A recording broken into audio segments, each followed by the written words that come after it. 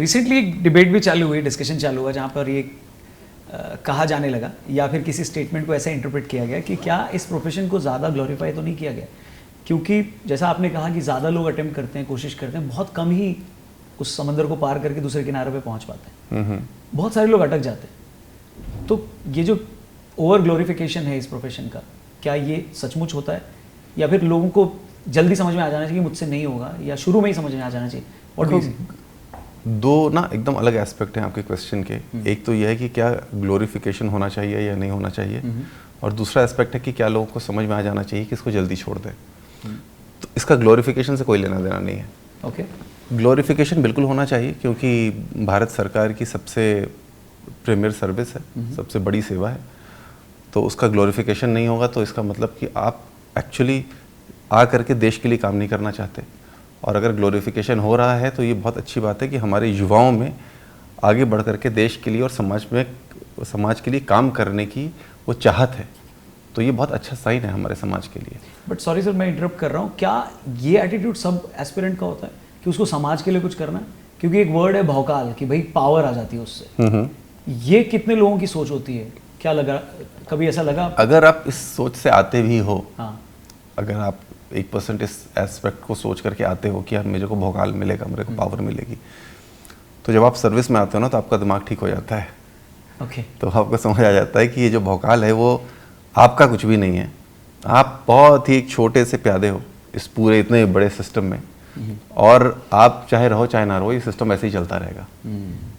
तो आपके कोई मायने नहीं है। हाँ, अगर आप काम करना चाहते हो, अगर आप कंट्रीब्यूट करना चाहते हो, तो ये सिस्टम आपको बाहें फैला करके आपको एक्सेप्ट करता है। राइट। लेकिन अगर आप यहाँ पर आकर के भौकाल मारना चाहते हो और आप चाहते हो कि नहीं सिर्फ मैं स्टाइल मारूं, तो फिर इस सिस्टम में जगह नहीं है। परफेक्ट। क्योंकि बहुत से ऐसे लोग हैं जो काम करना चाहते हैं, वो आपको हटा करके आगे आ जाएंगे।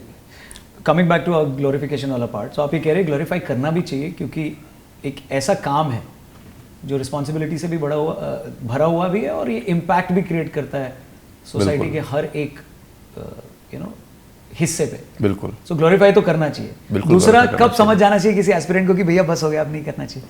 मैं इस पक्ष में हूँ कि अटेम्प्ट्स ना बहुत लिमिटेड होने चाहिए, और एज लिमिट भी कम होनी चाहिए, जो कि बहुत से लोग इससे इत्तेफाक नहीं रखते। बट मुझे ऐसा लगता है कि वो करके ना आप बहुत ढेर सारे यूथ की एनर्जी को सेव करोगे।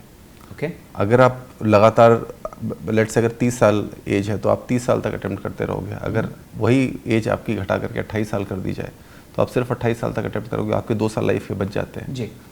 तो और ऐसे कितने लोगों के बचेंगे? अब अगर हर साल 20 लाख लोग अपीयर कर रहे हैं और आप एक एवरेज ले लो कि शायद उसमें से 5 लाख लोग 28 से 30 के बीच में हो, तो 5 लाख लोग अगर हर साल आप उनको बाहर करते हो, उनका जीवन और अब बेहतर करते हो, क्योंकि अब यहाँ पे उनका नहीं होने वाला, तो ऐसे कितने लोग निकल करके आएंगे जो जिनका आप एनर्जीज यूटिलाइज कर सकोगे मेन स्ट्रीम समाज में।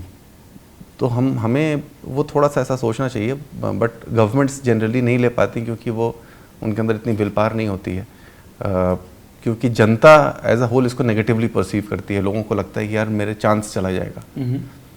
तो आप जितने भी पॉलिटिशियंस को देखोगे वो हमेशा कहेंगे कि जी एज बढ़ा दो और नंबर ऑफ अटेम्प्ट्स बढ़ा दो।